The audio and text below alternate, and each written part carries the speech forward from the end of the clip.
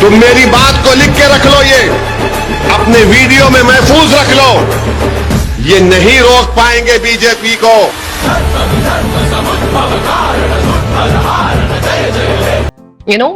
लड़कों को बात करनी नहीं आती है। बात तो सही है। चुनाइए योग जवाब नहीं देता। आखिरी बात कहना चाहता हूं, ये संविधान है। हमने वोट चोरी यात्रा, वोट अधिकार यात्रा की, हमने वोट चोरी यात्रा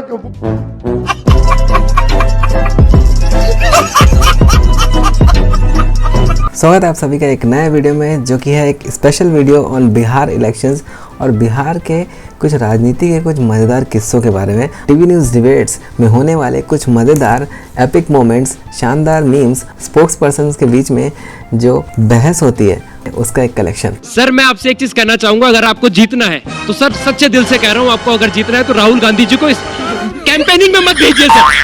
क्यों? कैंपेनिंग में भेजेंगे तो बीजेपी जीत जाएगी। नहीं सर, प्लीज सर, रिक्वेस्ट है सर। जिस ढंग से फर्जी तरीके से वोट जोड़ना, फर्जी तरीके से वोट काटना, भारतीय जनता पार्टी का ये रंगे हाथों पकड़े गए हैं, उनकी चोरी रंगे हाथों पकड़ी गई है। और खास तौर पे बिहार में अगर ये एसआईआर नहीं शुरू किया जाता तो शायद इतना कुछ सामने भी नहीं आता जितना अब सामान्य नागरिक निकाल कर दे रहे हैं। Election Commission is purposefully trying to delete some section of the society's votes. The design of the SIR itself is to delete targeted votes. This is what we experienced in Bihar also. Now they are going to start this 12 states. कटु सत्य बता रहा हूं जो शायद RJD और विपक्ष के समर्थकों को सुनने में अच्छा न लगे। मैंने कम से कम 5-7 तेजस्वी यादव की रैलियों को कवर किया। आप यकीन मानेंगे, तेजस्वी यादव की रैली में अगर 5-6 हजार लोग पहुंचते थे तो दूसरी तरफ 10,000 वोट को वो कंसोलिडेट करते थे। वो मोटरसाइकिल से, वो गाड़ियों से इस कदर आक्रामक तरीके से रैलियों पर जाना, इस तरह से मुरेठा बांध करके और गाड़ियों के ऊपर खड़े होकर बहुत ही आक्रामक तरीके से जाना, गांव में ऐसे जाते हुए लोगों को सामान्य लोग देख रहे थे और हम लोगों से बातचीत में कहते थे कि भैया अभी चुनाव है, अभी सत्ता में नहीं आए हैं तब यह हाल है, अगर आ गए तो ये क्या हाल होगा।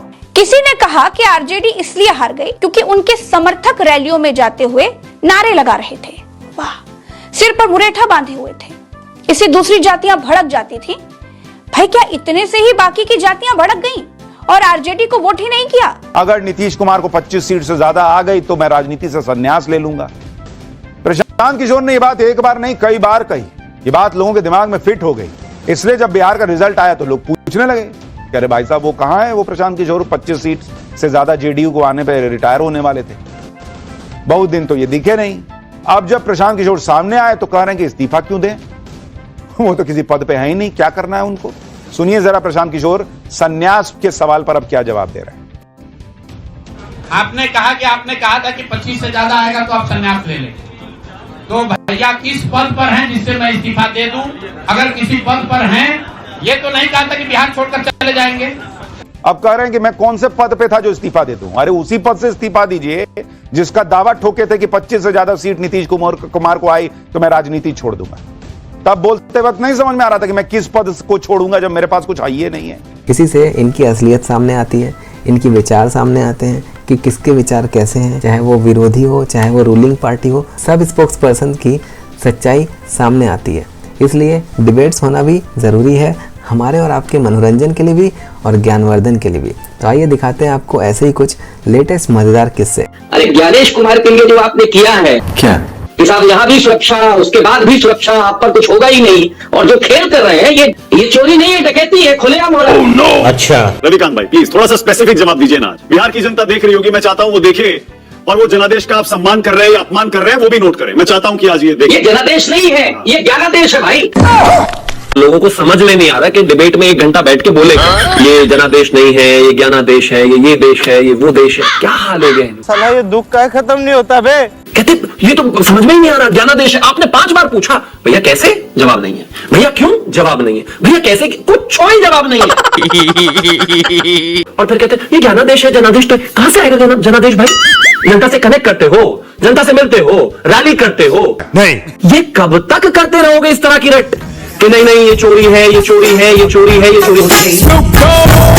भाजपा के एगो केंद्र में मंत्री है ना, वो थोड़ा लाइन में रहे, सब कुछ ठंडा दिया जाएगा। फिर वही बात बोल रहा है, दे देंगे दो मुक्का नाच के गिर जाओगे। आपके अनुसार नीतीश के बाद कौन है? हम बनेंगे, हम बनेंगे। हम इनको कुछ दिनों का समय देते हैं, हम अपने समर्थकों से कहेंगे कि ऐसे ऐसे अखबारों को अगर नहीं सुधरोगे तो आपका बॉयकॉट करेगा, कोई गांव में अखबार नहीं जाएगा, न कोई पढ़ेगा। किसी दिन ये तमाशा मुस्कुरा कर हम भी देखेंगे। गोदी मीडिया कहता है कि एसआईआर कोई मुद्दा था नहीं, वोट चोरी भी नहीं। वोटर अधिकार यात्रा के दौरान भी कि ये चुनाव का बहुत बड़ा मुद्दा नहीं बन सकता। ये जरूरी मुद्दा है, लेकिन चुनाव का बहुत बड़ा मुद्दा नहीं बन पाएगा। नहीं सकता मतलब नहीं बन पाएगा। चुनाव आयोग की भूमिका को 2 लाइनों में निपटाकर पूरा खारिज कर दिया गया। चुनाव में बराबरी थी या नहीं, इसे गायब कर दिया गया।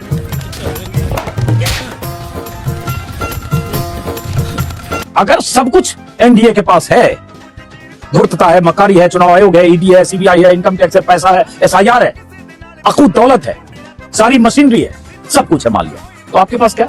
हौसला, लड़ने का मादा, विल पावर, डू और डाई की तरह लड़ना, सही तरह से टिकट बांटना, वक्त का सही इस्तेमाल करना, वक्त की बर्बादी, ये जो 10 दिन की आपसी धींगा मुश्ती खींचतान में किए बगैर चुनाव में जल्दी उतरना, वोटर तक रीच आउट करना।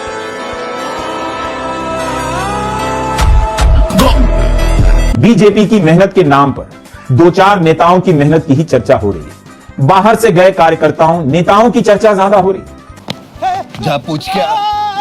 नमस्कार किया और उसके बाद कहा, भाई साहब मैं सतीश गौतम, अलीगढ़ का बीजेपी का सांसद। मैंने कहा बताइए कैसे हैं आप, यहाँ कैसे?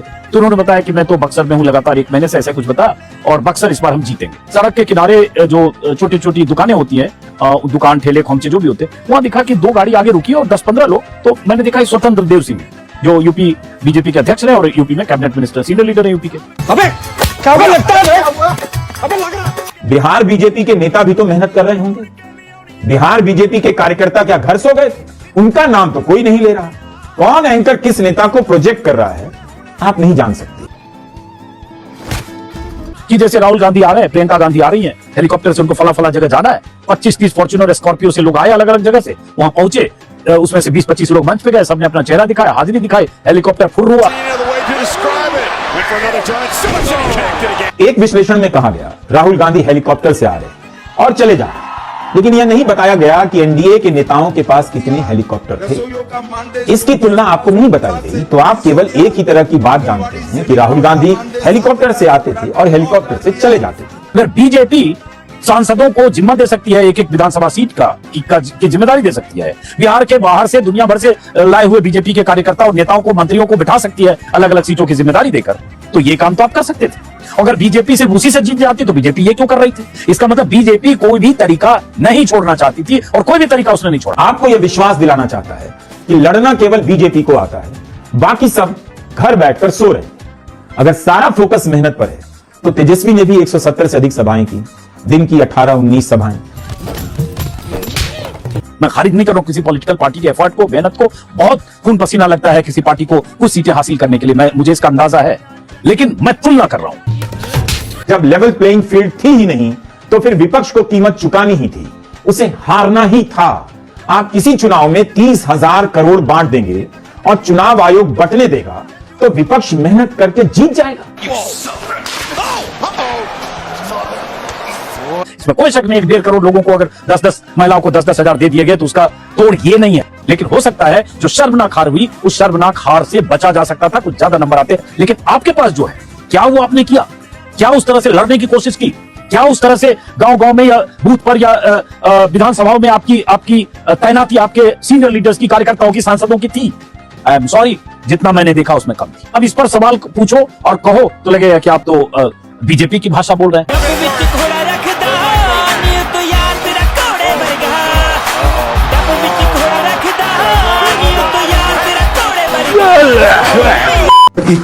मार्च के बाद इस देश में नक्सलवाद कहीं नहीं। अगर हिडमा या गणपति कहीं देख रहे हैं एनडीटीवी को अपने फोन पे, तो गृह मंत्री के तौर पे क्या मैसेज है? नहीं, मैंने तो 2500 बार कहा है कि भाई हथियार डाल दो, मेन स्ट्रीम में आ जाओ। ये कहाँ हथियार डालने वाले हैं सर? ये नहीं डालेंगे हथियार। तो आप मिले हो हिडमा तो मैं तो नहीं मिला, मैं तो सिर्फ ढेर सारे लोगों ने डाले हथियार। मैं तो आशा करता हूं अगर नहीं डालेंगे तो हमारा अभियान चालू है। जिसके हाथ में हथियार है पुलिस उस पर कार्यवाही करेगी। ढेर सारे लोगों को न्यूट्रलाइज किया है, ये काम भी चालू ही रहेगा। बड़ी खबर से हम आपको अपडेट करा रहे हैं। नक्सली हिडमा के मारे जाने की खबर यहाँ पर सामने आ रही है। तो पराली तो चल रही है, लेकिन आप ये देखेंगे इसमें दो राय नियम, मतलब अगर ईमानदारी से बात की जाए, हरियाणा का बहुत ही रेयर कोई पोर्शन है ये। इसके अंदर अंबाला की तरफ जो उधर से लगा हुआ पंजाब के बॉर्डर पे, ये थोड़ा सा पोर्शन है, बाकी हरियाणा का पोर्शन लगभग कोई नजर नहीं आ रहा। पंजाब के अंदर बठिंडा, अमृतसर, ये सारा बाकी सारा पंजाब के अंदर का पोर्शन है। तो 25 हर साल यही होता है, 25 अक्टूबर से 20 नवंबर के बीच में दिल्ली का पोल्यूशन बढ़ता है। और दिल्ली के पोल्यूशन को बढ़ने का कारण पराली है और कोई कारण नहीं है। लेकिन जैसा मैं आपको दिखा रहा हूं कि हरियाणा का रोल काफी लिमिटेड है इसके अंदर। हरियाणा केवल नॉर्थ हरियाणा में थोड़ा बहुत अंबाला की तरफ छोटा मोटा है, अदरवाइज मोस्टली पंजाब की तरफ इसका वो दिखाई दे रहा है, जो पूरा का पूरा मैप है। हमारा धुआं तो आता ही नहीं। ये तो एनजीटी के जो जज साहबान थे, जब रिटायरमेंट होती उनके, उन्होंने बोल दिया था कि पंजाब को तो बदनाम ही किया जाता है। पंजाब से दिल्ली तक धुआं 10 दिन में आने के लिए कम से कम नॉर्थ से साउथ कम से कम 30 किलोमीटर से ज्यादा स्पीड से हवा चलनी चाहिए, वो कभी नहीं चलती। और दिल्ली धुआं आके दिल्ली में ठहर जाता है ना, कनाट पैलेस में रहता है, आगे नहीं जाता। आगरा वगैरह जाए, इधर चला जाए, नहीं वो दिल्ली, उसको पता मैं दिल्ली पहुंच गया, मेरा ठिकाना आ गया, वहीं रहे। क्या मजाक कर रहे हैं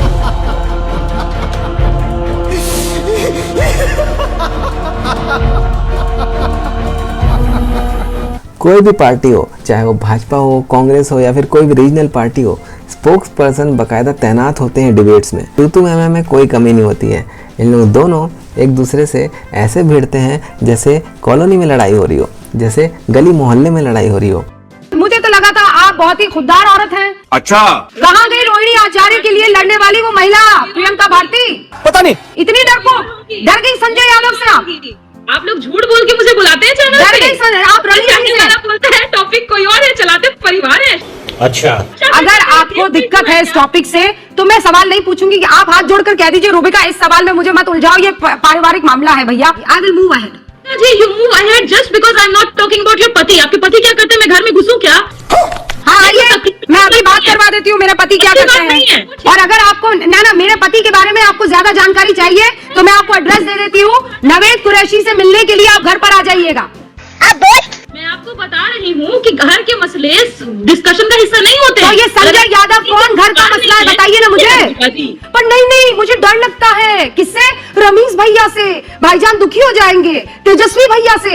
अब रोहिणी आचार्य, अब इसकी बोलती बंद हो गई। आप झूठी हैं। आप झूठ बोल रही हैं। आपके चैनल ने झूठ बोला। प्रियंका जी प्लीज आ जाइए। पर आप परिवार पर मिर्च मसाला लेके चटकारे खाने बैठ गए, ये गलत नहीं है क्या? अभी आप चटकारे लेकर मेरे मियाँ के बारे में जानना चाह रही थी। मैं चटकारे लेकर मेरे मियाँ के बारे में बता रही हूँ। आप बता दीजिए, आप भी चटकारे लेकर, किसी ने रोका आपको? मुझे तो लगा था आप बहुत ही खुददार औरत हैं। अच्छा, कहाँ गई रोहिणी आचार्य के लिए लड़ने वाली वो महिला प्रियंका भारती? पता नहीं, इतनी डर गई संजय यादव से। आप लोग झूठ बोल के मुझे बुलाते हैं चैनल पे। आप बोलते हैं टॉपिक कोई और है, चलाते परिवार है। अच्छा, अगर आपको दिक्कत है इस टॉपिक से तो मैं सवाल नहीं पूछूंगी कि आप हाथ जोड़कर कह दीजिए रूबिका इस सवाल में मुझे मत उलझाओ, ये पारिवारिक मामला है भैया। I will move ahead. You move ahead just because I am not talking about your पति। आपके पति क्या करते हैं? मैं घर में घुसूं क्या? हाँ आइए, मैं अभी बात करवा देती हूँ मेरे पति क्या करते हैं। और अगर आपको ना मेरे पति के बारे में आपको ज्यादा जानकारी चाहिए तो मैं आपको एड्रेस दे देती हूँ। नवेद कुरैशी से मिलने के लिए आप घर पर आ जाइएगा। मैं आपको बता रही हूँ कि घर के मसले डिस्कशन का हिस्सा नहीं होते। तो ये संजय यादव कौन घर का मसला है बताइए ना मुझे। पर नहीं, मुझे डर लगता है। किससे? रमेश भैया से। भाईजान दुखी हो जाएंगे। तेजस्वी भैया से। अब रोहिणी आचार्य, अब इसकी बोलती बंद हो गई। आप झूठी हैं। आप झूठ बोल रही हैं। आपके चैनल ने झूठ बोला प्रियंका जी प्लीज आ जाइए, पर आप परिवार पर मिर्च मसाला लेके चटकारे खाने बैठ गए। ये गलत नहीं है क्या? अभी आप चटकारे लेकर मेरे मियाँ के बारे में जानना चाह रही थी। मैं चटकारे लेकर मेरे मियाँ के बारे में बता रही हूँ, आप बता दीजिए। आप भी चटकारे लेकर, किसी ने रोका आपको?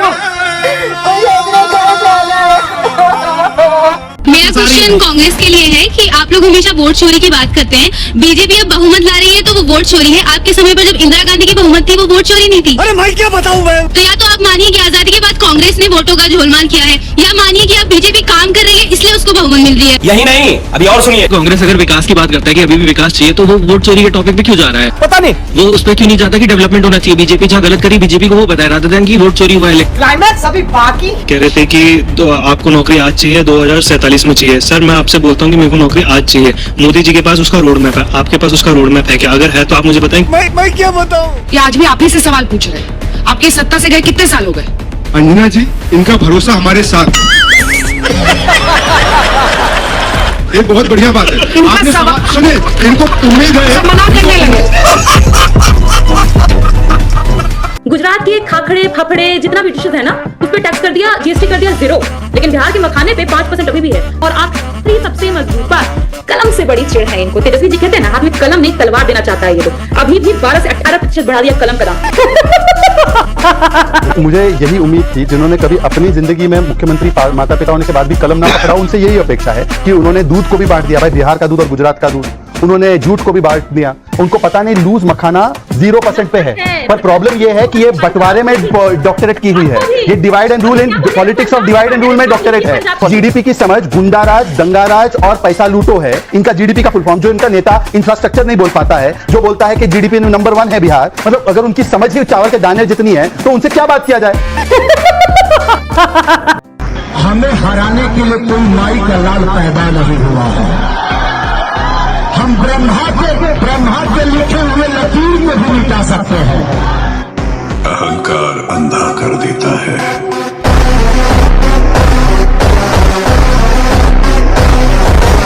पहला सवाल मैं हर्षवर्धन त्रिपाठी आपको दे रहा हूं, और हर्षवर्धन त्रिपाठी लगातार ये कहते आ रहे हैं कि एसआईआर का विरोध जो लोग कर रहे हैं वो अपने निजी कारणों से कर रहे हैं। हालांकि वो ये जरूर कहते हैं कि आधार कार्ड मान्य दस्तावेजों की सूची में शामिल होना चाहिए था। हर्षवर्धन त्रिपाठी, पहला सवाल आपका है। हर्षवर्धन त्रिपाठी बोलिए। माने कि एक तो मुझे आपने बताया नहीं था कि फॉर्मेट ये कुछ होने वाला है कि योगेंद्र जी के साथ हम लोग सवाल जवाब करेंगे। मुझे तो बताया गया था कि वोट चोरी पर डिबेट होनी है। लेकिन ठीक है, योगेंद्र जी को आपने एक, चूंकि मैं समझ नहीं पा रहा हूँ किस अथॉरिटी से हम लोग योगेंद्र जी सवाल करें, क्योंकि योगेंद्र जी कोई अथॉरिटी है नहीं।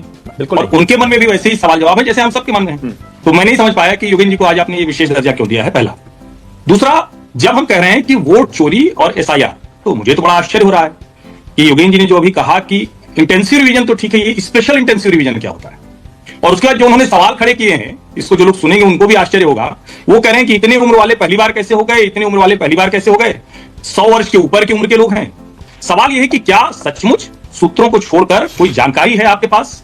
वोट चोरी का पूरा अभियान जो चलाया गया, क्या वो देश में एक तरह का क्यास नहीं करने की कोशिश है? क्योंकि हम सब जानते हैं, और योगेंद्र जी तो मैं लंबे समय से इनको चुनाव विश्लेषक के तौर पर देखता रहा हूं, तो इन्होंने तो देखा है, वो 3% वाला स्विंग बताते थे, 5% वाला स्विंग बताते थे, हालांकि देश ने अब सबको खारिज कर दिया। तो सवाल यह है कि वो सचमुच कोई ऐसा गंभीर कोई इनके पास है जानकारी, या सिर्फ एक अफवाह छोड़ देना है, एक हवा में कुछ संदेह सा एक पैदा कर देना है कि अच्छा नहीं भाई, अच्छा योगेंद्र जी इतना बढ़िया मीठा मीठा बोलते हैं, तो मुझे तो डर लग रहा है कि कहीं वो डायबिटीज वाला मीठा ना हो जाए योगेंद्र जी जैसे बोल रहे हैं। क्योंकि ये सुनने में बड़ा अच्छा लग रहा है कि योगेंद्र जी बोल रहे हैं, बड़ी गंभीरता से बोल रहे हैं, बिना प्रमाण के, बिना किसी एक भी तथ्य के आप जिस प्रक्रिया को दुरुस्त करने की बात हो रही है, उसको ऐसे सवाल क्यों खड़ा कर रहे हैं योगेंद्र जी? मेरे मन में ये सवाल। बहुत बढ़िया। लालू यादव जी मुश्किल में आएंगे। अरे ऐसा बाप तो धरती पर पैदा नहीं होता है जैसे लालू जी हुए। अच्छा, ऐसा लीडर कहाँ मिलेगा भाई? ज्यादा नहीं हो गई। बहुत महान लीडर है लालू यादव, सुपर लीडर।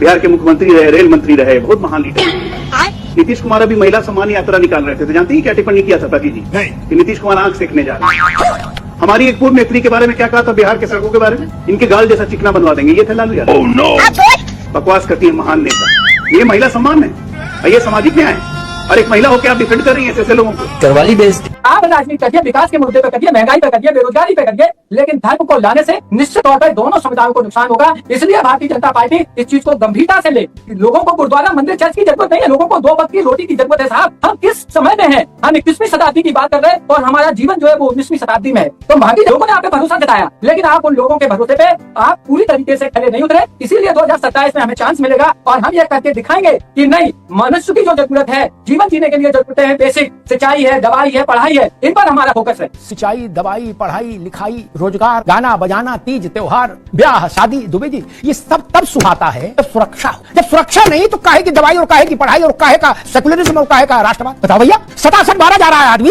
छत से नीचे टपक रहा है जैसे चिड़िया बुलेट से मरी हो, उसको किसी योजना से मतलब है फिर? ये जितनी चीजें आपने गिनाई, ये सब चीजें तब एप्लीकेबल होंगी डॉक्टर साहब जब पहले ये इंश्योर हो सुरक्षा रहेगी।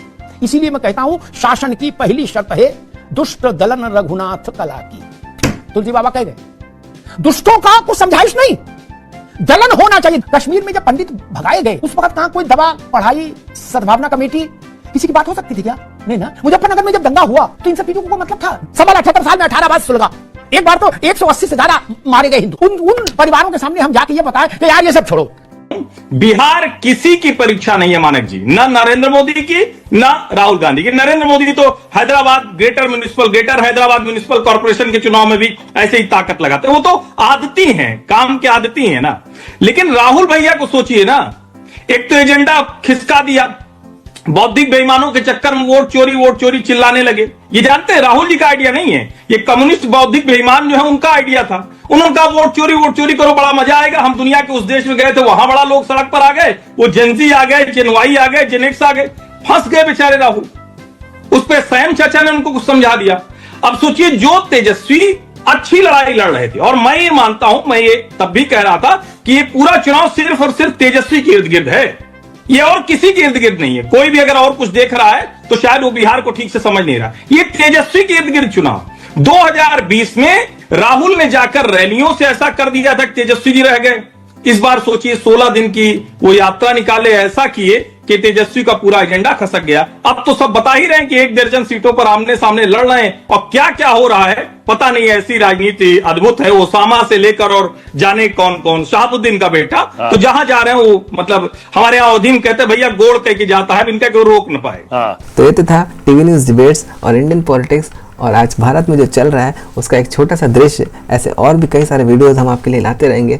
आप हमारा चैनल सब्सक्राइब करें, हमारे वीडियोस लाइक करते रहिए। बहुत बहुत धन्यवाद। मुझे कैंसर हुआ था 6 महीने पहले, and I had a cancer surgery.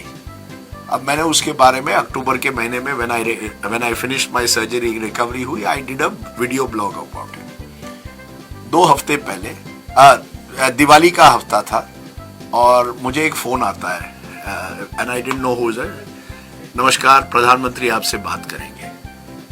Modi ji ने मुझसे बात की, आधा घंटा मुझसे बताया क्या मैंने करना चाहिए, किस तरह की जिंदगी जीनी चाहिए, सुबह 6 बजे उठो, ठंडे now please think of it.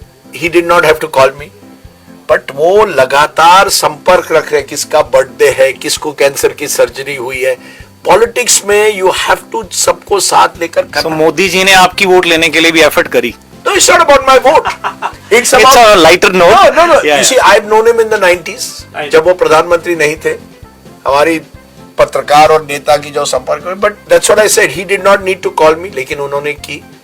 उस आधे घंटे मेरी बहन आई थी सिंगापुर में ऐसे उसी हफ्ते, उन्होंने कहा देखो Modi ji, this is what you call a leader. People get inspired. My children also. My son said, my son is a doctor. He said, look, this is the way, I appreciate, and I personally appreciate if someone calls me in that way. So, sir,